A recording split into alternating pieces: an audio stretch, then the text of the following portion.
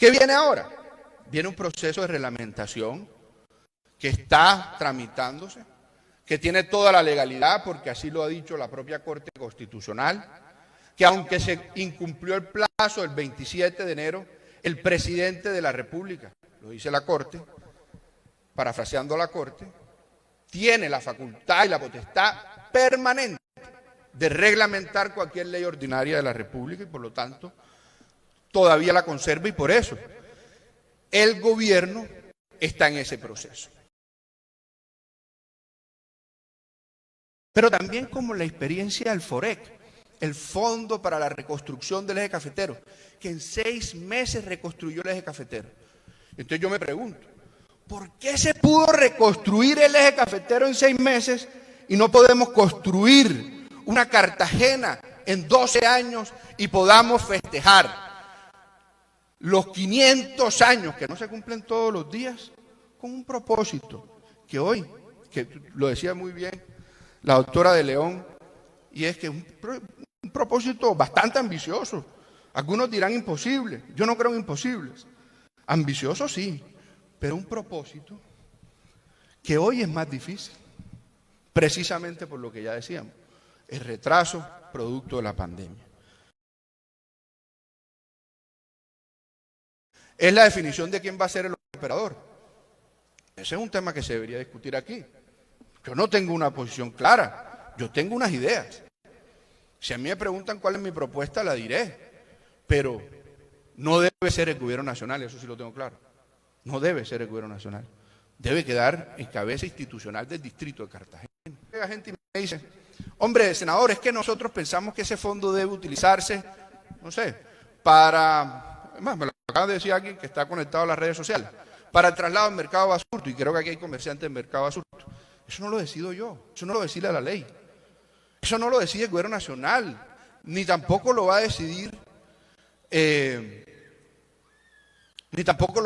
ningún congresista.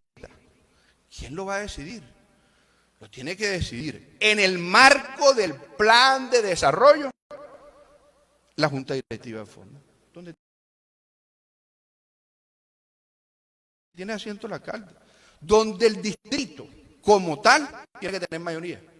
Porque el distrito de Cartagena tiene 2 asientos, pero los cartageneros tienen 3 asientos, con lo cual hacen 5 de 9. Y entonces, ahí me parece que ese es un elemento también importante, fundamental.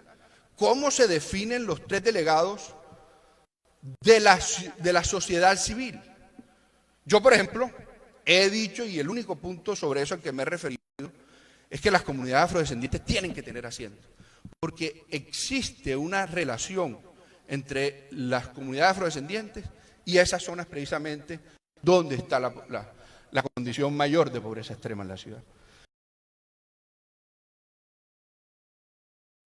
La financiación, alcalde.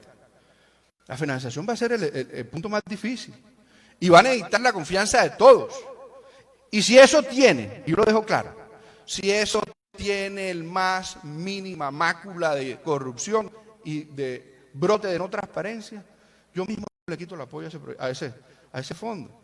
Porque y no va a necesitar que yo se lo quite, porque pierde la confianza y nadie le va a meter recursos.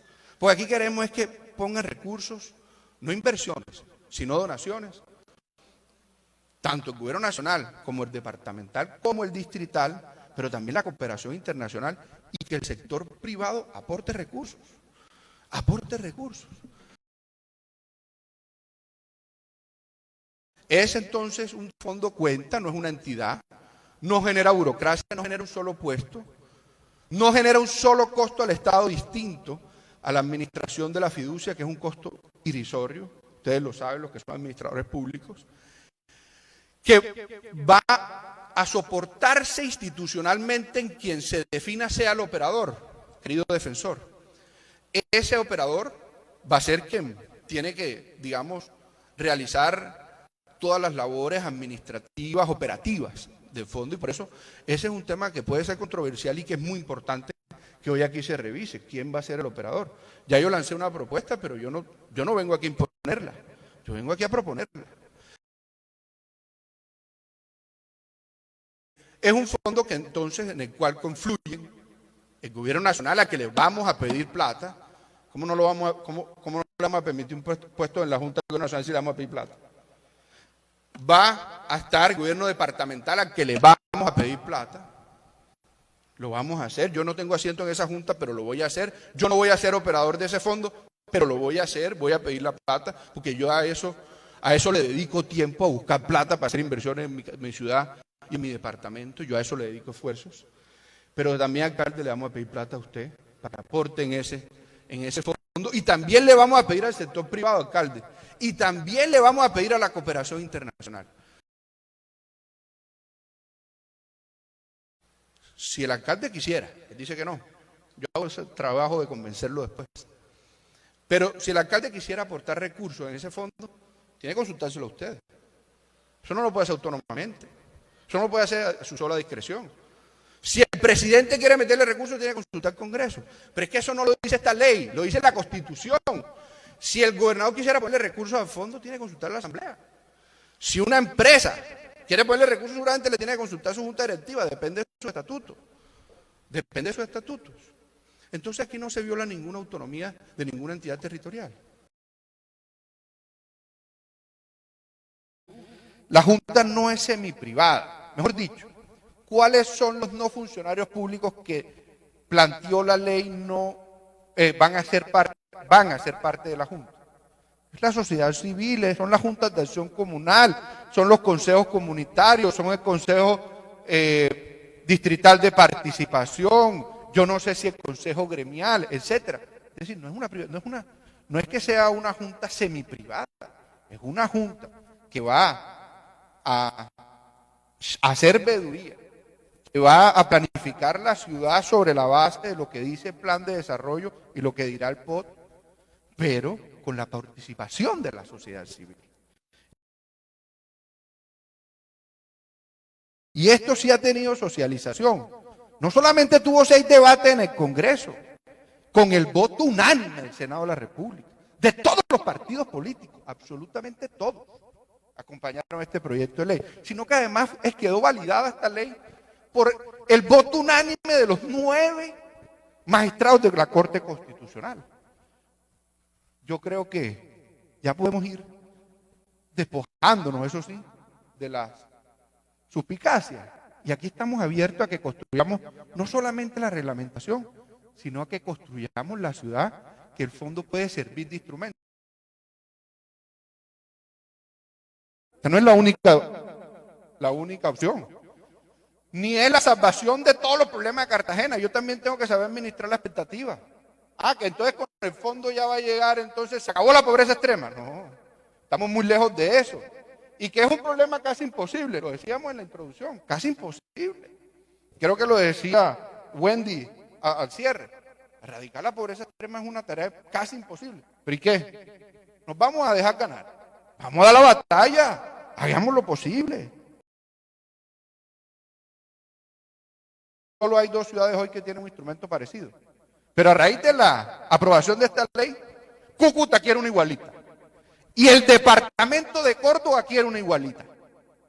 Y habrá otras ciudades que querrán otra igualita. Y a mí me parece que eso está válido, porque es la posibilidad de utilizar instrumentos de articulación de políticas públicas y de planes de inversión y de planes de desarrollo de manera multidimensional en la estructura del Estado e incluso con la sociedad civil y la cooperación internacional.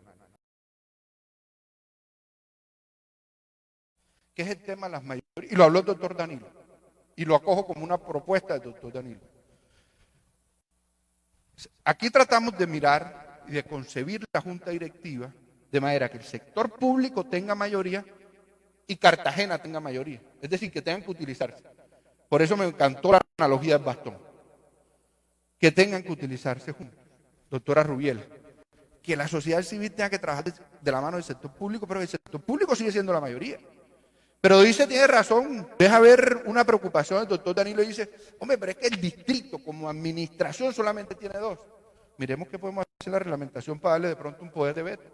Yo no sé, lo hago a manera de proposición, para que lo analicemos, para que lo estudiemos. Ahora, yo estoy sugiriendo que sea el distrito el operador y eso ya le da un gran poder.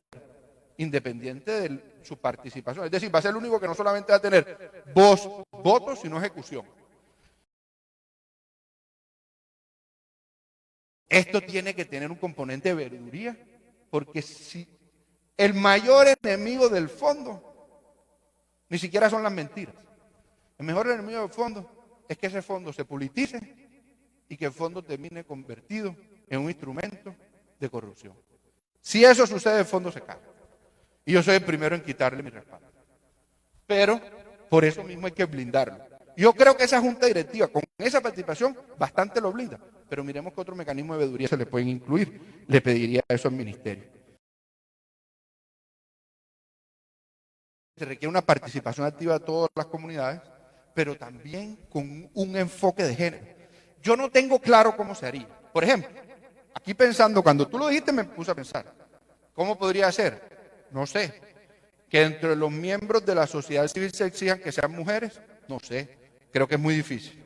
Que dentro de los 9 miembros la mitad tienen que ser mujeres, no sé, de pronto es mucho y de pronto limitaría, porque entonces si queremos que el ministro de Hacienda esté en la Junta, pero el ministro de Hacienda no es mujer, entonces lo limita. No sé, pero te pido, doctora María Bernarda, y la doctora Rubiela, si quiere participar en eso, la invito a que nos diga cómo podemos incluir ese enfoque de género en la Junta Directiva. A mí me parece interesante. A mí me parece interesante, yo creo en eso.